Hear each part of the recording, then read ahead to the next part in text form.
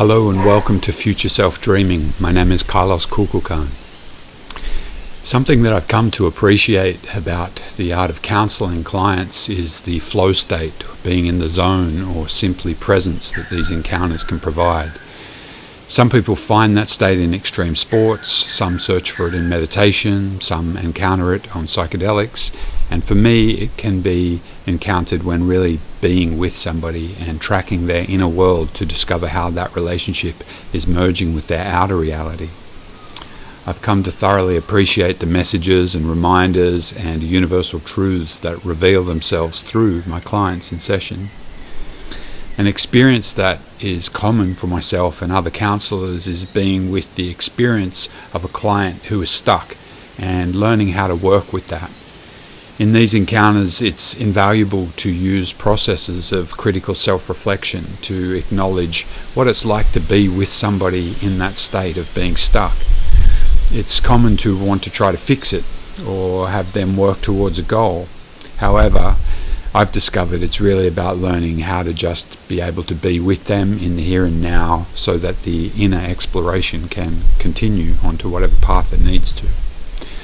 For many clients, becoming stuck can be a regular experience in sessions and in life, cycling through similar themes that encompass a lack of any real sense of purpose, enthusiasm, passion, or excitement. There tends to be a sense of meaninglessness in their everyday encounters with people and their general lives. And in these encounters, they may repeatedly be asking themselves questions such as, what's the point of it all? And at the same time, there's generally an underlying knowing that there is more to life than what they're experiencing in their mundane world encounters. Often their experiences of life are overlaid with concerns and judgments about potentially being crazy or the expectations that they uphold due to others' view of reality in their encounters with them, and they might be concerned about revealing how they really perceive the world. They've not been provided with a sense of understanding or respect for their worldview. A commonality is either ruminating on the past in an attempt to make sense of it all, or a sense of futility and pointlessness about the future, often living in the head amongst the very dualistic black and white judgments and thinking without the capacity to feel alive and enthusiasm in the body.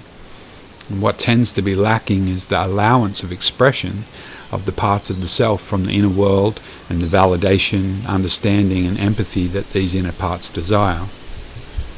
What I've found is that when our lives become too mundane, rigid, planned out, complacent, lack curiosity and mystery and a sense of adventure, that this is generally stemming from being out of relationship to the mystery of our inner world. The power of now resides in our capacity to be in touch with our body, and if we come into our senses, we're always going to be in the moment.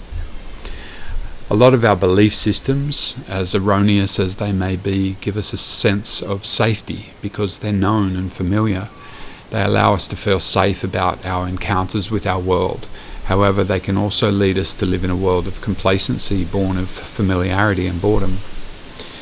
Cognitive dissonance sets in when our belief system and models of reality are challenged. Many people retreat back into the safety of the known worldview rather than embracing perspectives that would expand their reality model. I once heard a good definition of a teacher as being a danger and a threat to your worldview.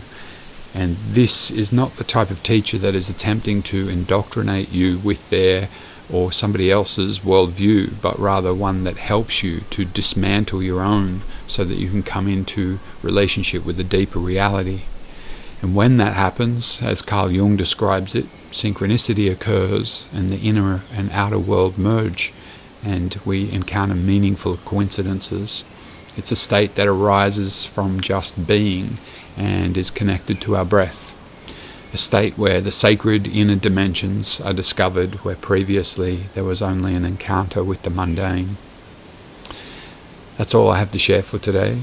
As always, I hope that you have enjoyed this presentation and take something away from it on your own journey. If you'd like to continue with these episodes of Future Self Dreaming, please hit the subscribe button. You can follow Future Self Dreaming on Instagram and Facebook. And for information on counselling sessions and workshops, you can visit the website futureselfdreaming.com. In Lakesh.